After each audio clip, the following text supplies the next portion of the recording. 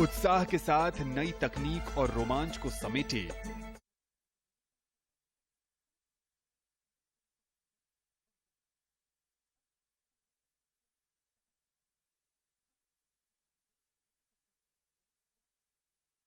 देखिए, अगर आपको रिजर्व बैंक ऑफ इंडिया या किसी संस्था के नाम पे बिना मांगे बड़ी रकम जैसे कि लॉटरी हो, टैक्स रिफंड हो का ऑफर मिलता है तो उस पर बिल्कुल भरोसा ना करें।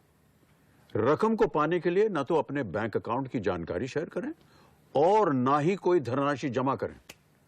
ऐसे जितने भी मैसेजेस हैं उनको आप बिल्कुल अनदेखा कर दीजिए, क्योंकि आरबीआई कहता है जानकार बनिए, सतर्क रहिए।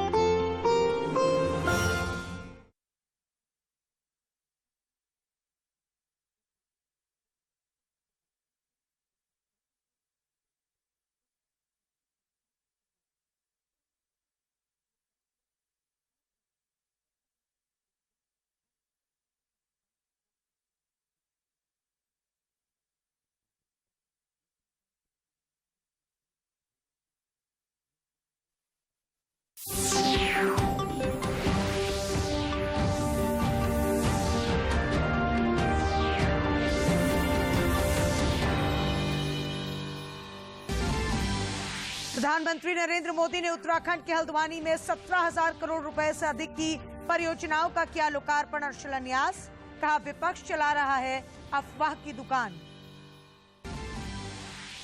कोरोना के बढ़ते मामलों के बीच केंद्र ने झारखंड समेत 8 राज्यों को लिखा पत्र। संक्रमण के प्रसार को रोकने के लिए कड़े कदम उठाने का निर्देश। अपराधियों के खिलाफ राज्यव्यापी अभियान में पुलिस को बड़ी सफलता। राजधानी रांची में 6 और धनबाद में 5 अपराधी गिरफ्तार।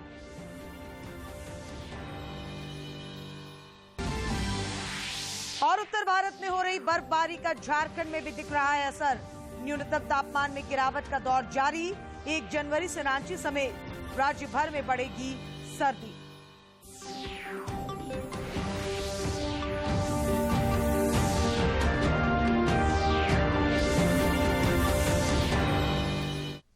नमस्कार, खबरें झारखंड में आपका स्वागत है। मैं हूं शीता आनंद और समाचारों में आगे बढ़ने से पहले ये संदेश। देश कोविड टीकाकरण अभियान के अंतर्गत 150 करोड़ टीके लगाने की दिशा में निरंतर आगे बढ़ रहा है। कोरोना वायरस का नया वेरिएंट मिलने से चिंताएं बढ़ी हैं। आपसे हमारी अपील है कि यथाशीघ्र दोनों टीके लगवाएं और अन्य लोगों को भी टीके लगवाने के लिए प्रेरित करें। कृपया 3 सरल उपायों का पालन अवश्य करें। मास्क लगाएं, 2 गज की सुरक्षित दूरी बनाए रखें, हाथ और चेहरा साफ रखें।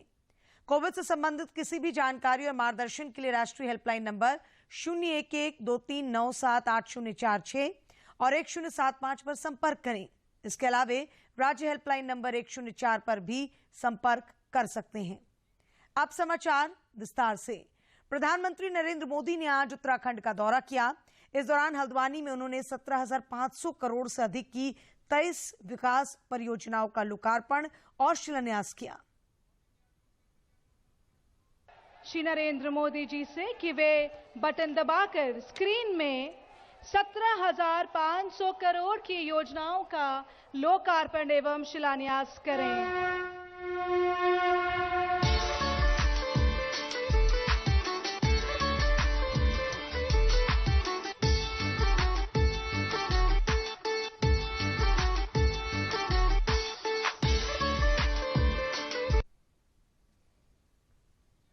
इस मौके पर प्रधानमंत्री ने कहा कि आज हमारी सरकार सबका साथ सबका विकास के मंत्र के साथ तेज गति से देश को नई ऊंचाई पर ले जाने में जुटी है। देश में कनेक्टिविटी की समस्या को हम निरंतर दूर करने का कार्य कर रहे हैं। उत्तराखंड के लोग, देश के लोग, ये जो बर्बादी लाने वाले लोग रहे हैं ना, उनका कच्चा चिट्ठा खोल चुके हैं, उनका सच जान चुके हैं। आज हमारी सरकार सबका साथ सबका विकास के मंत्र के साथ तेज गति से देश को नई ऊंचाई पर ले जाने में जुटी है। आज उधमसिंह नगर जिले में एम्स ऋषिकेश के सैटेलाइट केंद्र और पिथौरागढ़ में जगजीवन राम सरकारी मेडिकल कॉलेज की आधारशिला रखी गई है। इन दोनों अस्पतालों से कुमाऊं और तराई क्षेत्रों के लोगों को बहुत मदद मिलेगी। अल्मोड़ा मेडिकल कॉलेज को भी जल्द शुरू करने के लिए तेजी से काम चल रहा है। उत्तराखंड में कनेक्टिविटी की जो बहुत बड़ी चुनौती रही है, उसे भी हम दूर करने का लगातार प्रयास कर रहे हैं। प्रधानमंत्री ने विपक्ष पर निशाना साधते हुए कहा कि आज जब जनता इन लोगों की सच्चाई जान चुकी है, तब इन लोगों ने अफवाह की दुकान चलानी शुरू कर दी है। उन्होंने जोर देकर कहा कि सरकार देश की प्रगति के लिए संकल्पित है। उन्होंने कहा कि जल जीवन मिशन के तहत हर घर जल पहुंचाने का प्रयास किया जा रहा है। 2 साल में इस मिशन के तहत देश के 5 करोड़ से अधिक परिवारों को पाइप से पानी दिया जा चुका है। पानी के लिए सबसे ज्यादा परिश्रम और समय लगता है हमारी माताओं का, बहनों का। बीते 7 सालों में मातृशक्ति की इन समस्याओं को हमने जड़ से दूर करने का प्रयास किया है। जल जीवन मिशन, हर घर जल,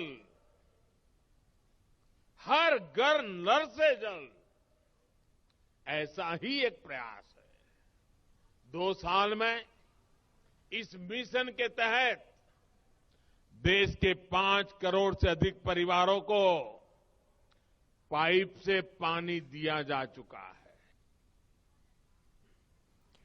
केंद्रीय वित्त मंत्री निर्मला सीतारमण ने आज नई दिल्ली में सभी राज्यों और केंद्र शासित प्रदेशों के वित्त मंत्रियों के साथ बैठक की। बैठक के दौरान वित्तीय वर्ष 2022-23 के केंद्रीय बजट पर चर्चा की गई। वित्त मंत्री कल जीएसटी परिषद की 46वीं बैठक की भी अध्यक्षता करेंगी। इस बैठक में भी राज्यों और केंद्र शासित प्रदेशों के वित्त मंत्री और अधिकारी शामिल होंगे। देश में कोरोना की बढ़ती रफ्तार ने सरकार की चिंता बढ़ा दी है। पिछले 33 दिनों के बाद देश में फिर से 10,000 से ज्यादा मामले दर्ज किए जा रहे हैं। स्वास्थ्य मंत्रालय के संयुक्त सचिव लव अग्रवाल ने आज प्रेस कॉन्फ्रेंस आयोजित कर बताया कि पिछले 24 घंटों में 13,000 से ज्यादा मामले सामने आए हैं। देश भर में सक्रिय मामलों की संख्या बढ़कर 82,000 हो गई है। परिस्थिति के बारे में बताना चाहेंगे। अगर हम देश की परिस्थिति देखें तो आज देश में करीब 82,402 केसेस एक्टिव केसेस की दृष्टि में आते हैं, यानी कि वह केसेस जो कि या तो होम आइसोलेशन में है या जो हॉस्पिटल सेटिंग में मॉनिटर किए जा रहे हैं। देश में ऑन एन एवरेज 8,000 से अधिक केसेस पिछले 1 हफ्ते का अगर हम एवरेज निकालें तो पाए जा रहे हैं और ओवरऑल केस पॉजिटिविटी देश की इस टाइम करीब 0.92% है। यहां अगर हम फर्दर डेटा को एनालाइज करें तो पाते हैं कि पिछले 24 घंटों में देश में टोटल 13,154 केसेस नोट किए गए हैं और जैसे कि हमने पिछले कुछ दिनों में देखा था कि देश में केसेस की संख्या में एक कमी नोट की गई है, उसके थोड़ा विपरीत हम देखते हैं कि पिछले 33 दिनों बाद हमने 10,000 से अधिक केसेस देश में फिर से नोट होने शुरू हुए हैं। 26 नवंबर ऑनवर्ड्स, दिसंबर ऑनवर्ड्स हमने केसेस में 10,000 से अधिक केसेस की संख्या नोट की है।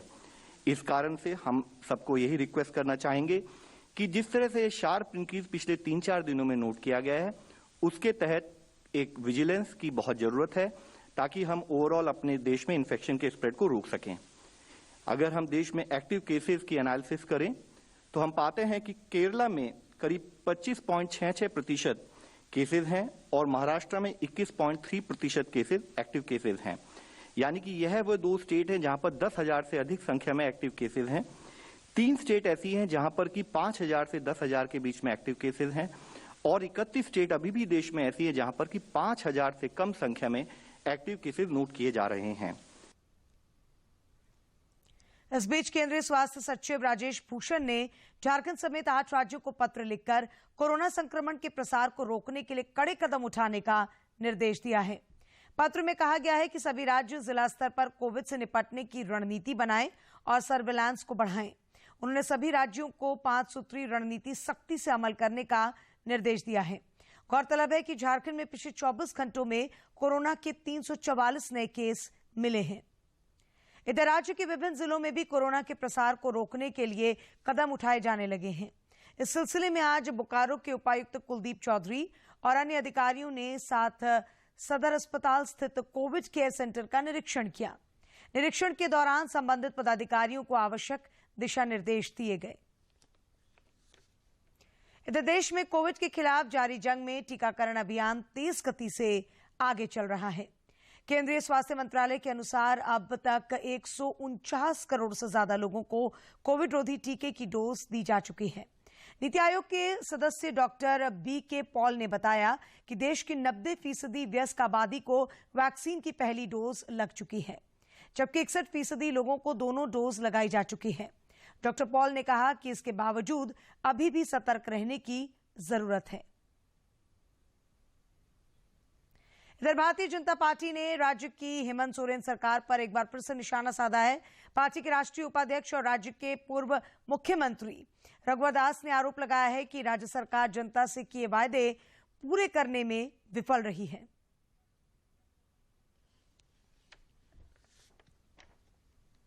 औद्योगिक नगरी जमशेदपुर में पत्रकारों से बातचीत करते हुए भाजपा के राष्ट्रीय उपाध्यक्ष रघुवर दास ने कहा कि मुख्यमंत्री हेमंत सोरेन ने राज्य के 5 लाख बेरोजगारों को नौकरी देने का वादा किया था, जो महज चुनावी घोषणा साबित हुआ है।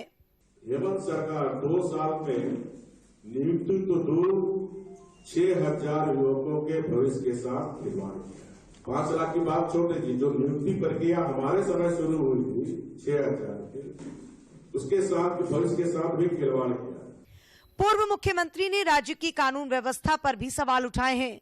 उन्होंने कहा कि राज्य में उग्रवादी घटनाओं का बढ़ना सरकार की नाकामी का प्रमाण है। लेकिन इस 2 वर्ष में जन कल्याण के बजाय, लोक कल्याण के बजाय स्व कल्याण ये सरकार ने किया है। राज्य में विपक्षी दल भाजपा लगातार हेमंत सोरेन सरकार पर हमला बोल रही है। पार्टी का मानना है कि राज्य में बुनियादी सुविधाओं की स्थिति बेहाल हो गई है। जमशेदपुर से राजेश लालदास की रिपोर्ट। बोकारो के उपायुक्त सह जिला निर्वाचन पदाधिकारी कुलदीप चौधरी ने आज सेक्टर 1E स्थित वेयर हाउस का मासिक निरीक्षण किया। इस दौरान उन्होंने संबंधित अधिकारियों को आवश्यक दिशा निर्देश भी दिए।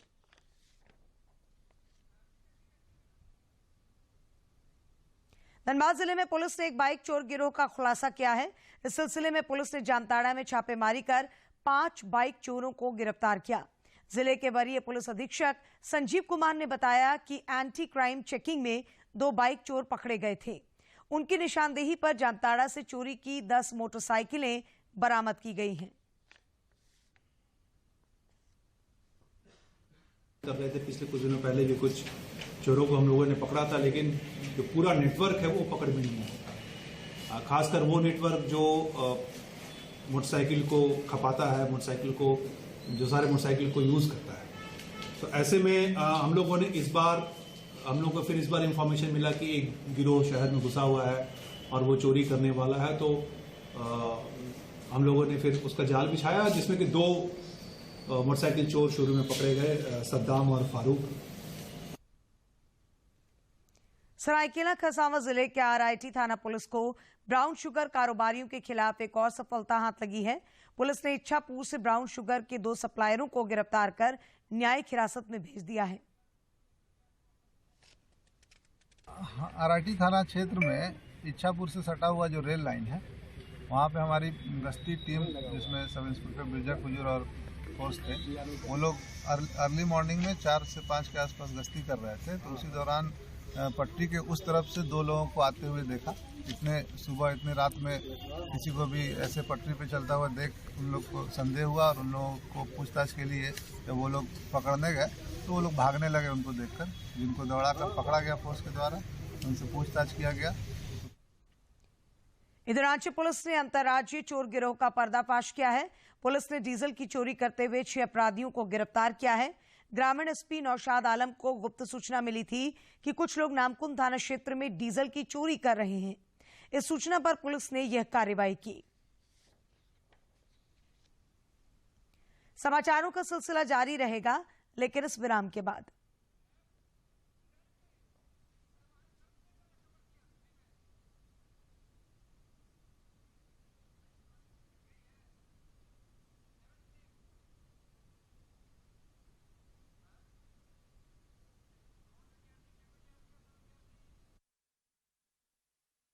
अपने अकाउंट से संबंधित लेन देन के बारे में तुरंत अलर्ट पाने के लिए अपने बैंक के पास अपना मोबाइल नंबर और ईमेल रजिस्टर कर दीजिए।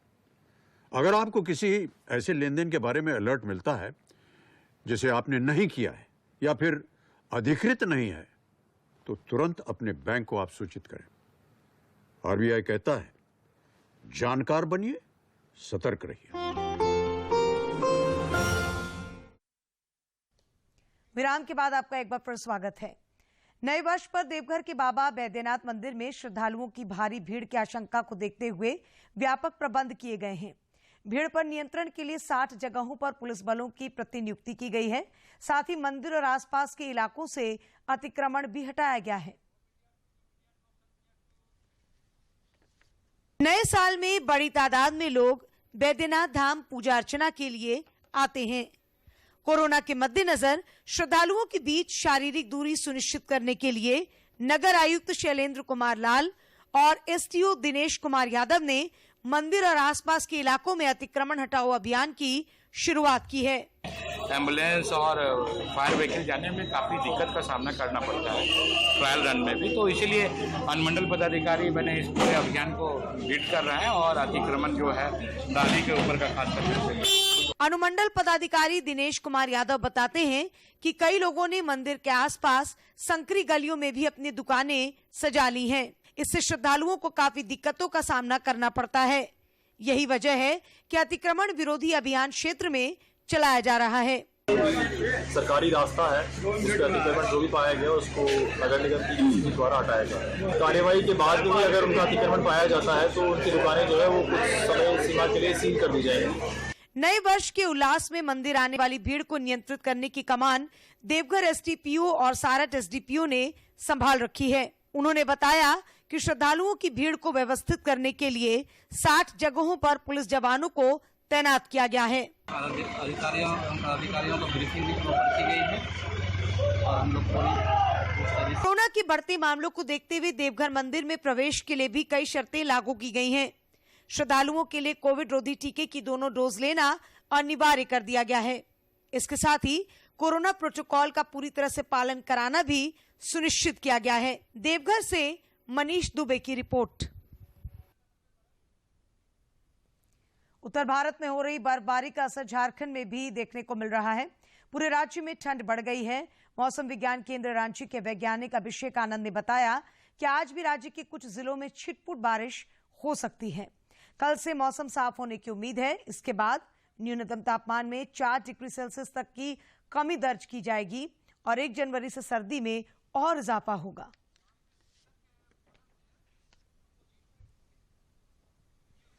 वैसे तो मकर संक्रांति में अभी काफी दिन शेष हैं, लेकिन राजधानी रांची के बाजार तिलकुट की सौंधी खुशबू से महकने लगे हैं। रांची के कई स्थानों पर तिलकुट के स्टॉल सज गए हैं और इसकी बिक्री बदस्तूर जारी है।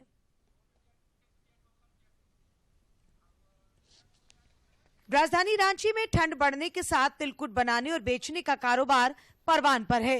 दुकानों में मिस्त्री और मजदूर तिलकुट बनाने के काम में दिन रात लगे हुए हैं। तिलकुट विक्रेताओं का कहना है कि वैसे तो बाजार में हर प्रकार के तिलकुट उपलब्ध हैं, लेकिन खोआ तिलकुट की मांग हर बार अधिक रहती है। अच्छा से बनाते हैं, साफ सफाई में ध्यान देते हैं, कक्कड़ पत्थर से पूरा ध्यान देते हैं हम लोग। फ्रेश चीज हम लोग बनाते हैं, बहुत स्वादिष्ट लगता है। कांचा गुड़ को हम लोग बनाते हैं, फ्रेश करते हैं इसको। खरीदार भी पूरे उत्साह के साथ तिलकुट खरीद रहे हैं। उनका कहना है कि भले ही मकर संक्रांति आने में अभी देर है, लेकिन ठंड को देखते हुए तिलकुट का सेवन करना फायदेमंद है। इनका तिलकुट में हमेशा खाता हूँ। और एक चीज है कि तिलकुट जाड़ा में खाना भी चाहिए सभी को। तिलकुट खाने से शरीर में एक गर्माहट पैदा होता है, जिससे सर्दी उर्दी कम होता है। और तिलकुट में बहुत सारा जो चीज है एंटीबॉडी भी डेवलप होता है।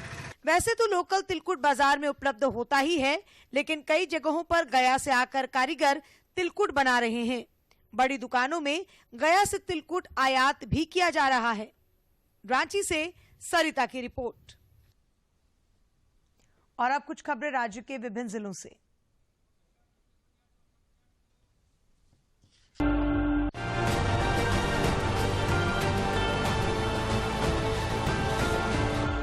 राजधानी रांची के चुटिया थाना क्षेत्र के निवारणपुर में आज सुबह 3 की संख्या में आए अपराधियों ने बेतार केंद्र के पास डिलीवरी वैन के ड्राइवर पर चाकू से हमला कर दिया।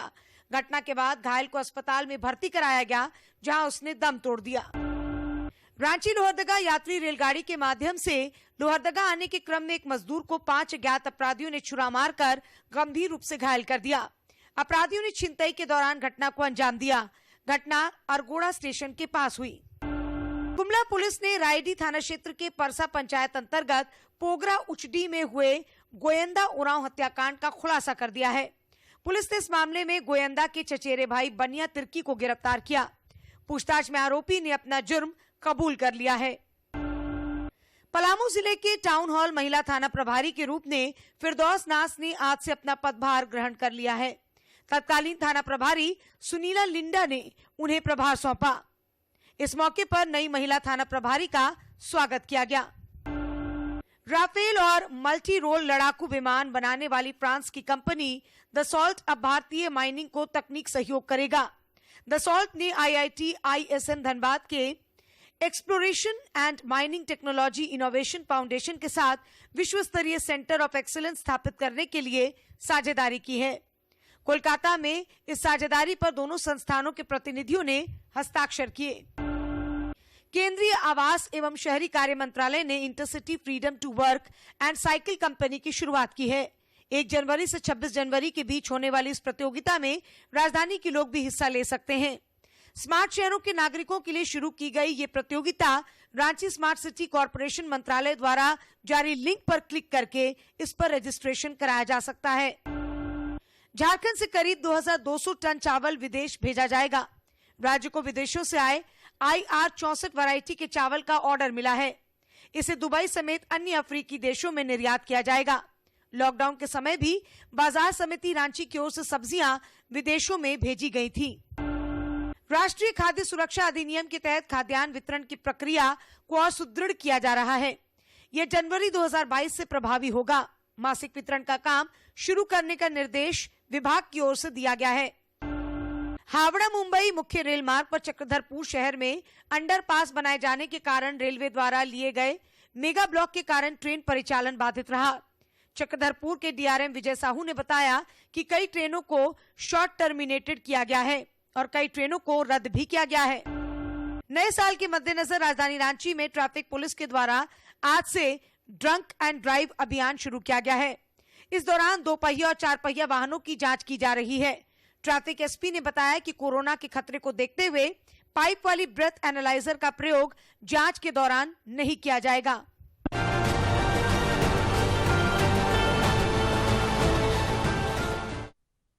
कोरोना की विपदा की इस घड़ी में प्रधानमंत्री स्वनिधि योजना से मिलने वाली आर्थिक मदद ने फुटपाथ दुकानदारों और ठेले वालों के लिए संजीवनी का काम किया है। नई पूंजी मिल जाने से इनका रोजगार एक बार फिर से पटरी पर आ गया है।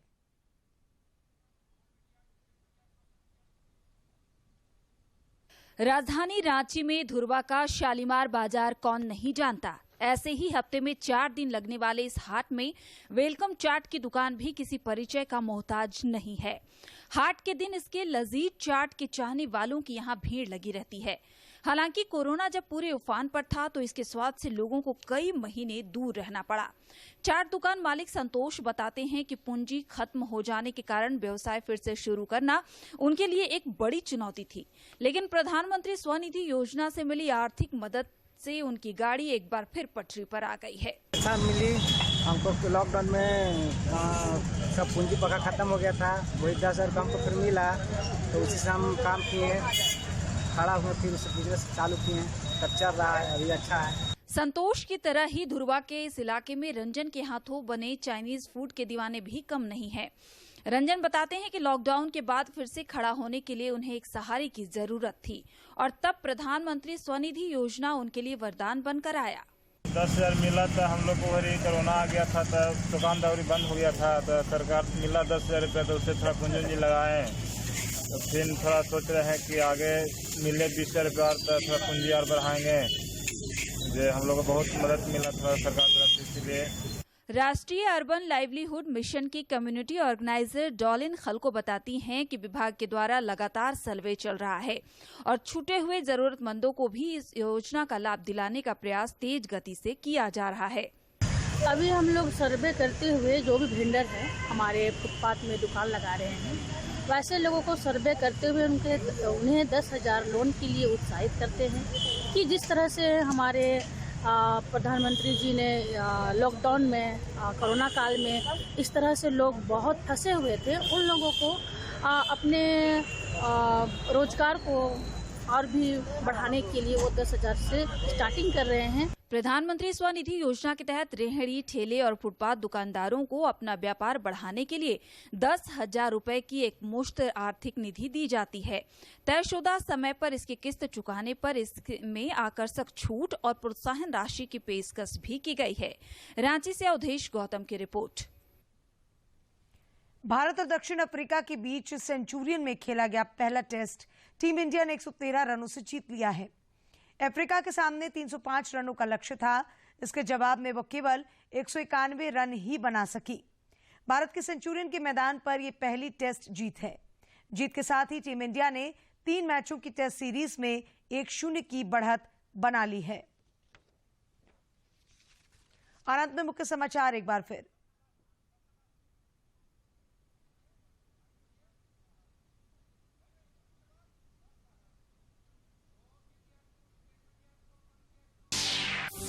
प्रधानमंत्री नरेंद्र मोदी ने उत्तराखंड के हल्द्वानी में 17,000 करोड़ रुपए से अधिक की परियोजनाओं का किया लोकार्पण और शिलान्यास। कहा विपक्ष चला रहा है अफवाह की दुकान। कोरोना के बढ़ते मामलों के बीच केंद्र ने झारखंड समेत 8 राज्यों को लिखा पत्र। संक्रमण के प्रसार को रोकने के लिए कड़े कदम उठाने का निर्देश। अपराधियों के खिलाफ राज्यव्यापी अभियान में पुलिस को बड़ी सफलता।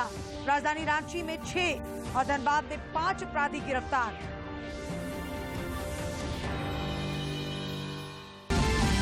और उत्तर भारत में हो रही बर्फबारी का झारखंड में भी दिख रहा है असर। न्यूनतम तापमान में गिरावट का दौर जारी। 1 जनवरी से रांची समेत राज्य भर में बढ़ेगी सर्दी।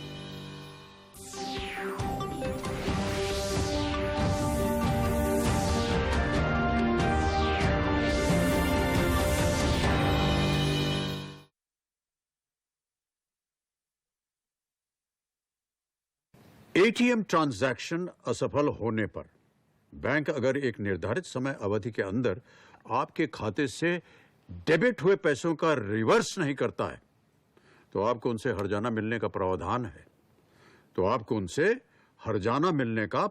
है।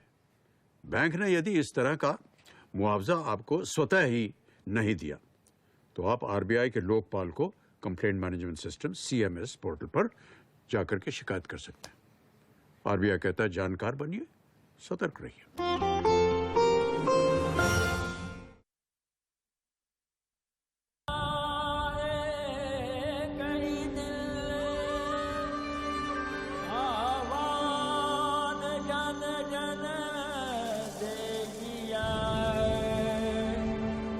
आदत बदलो बदलेगा देश, सबसे पहले मन स्वच्छ किया।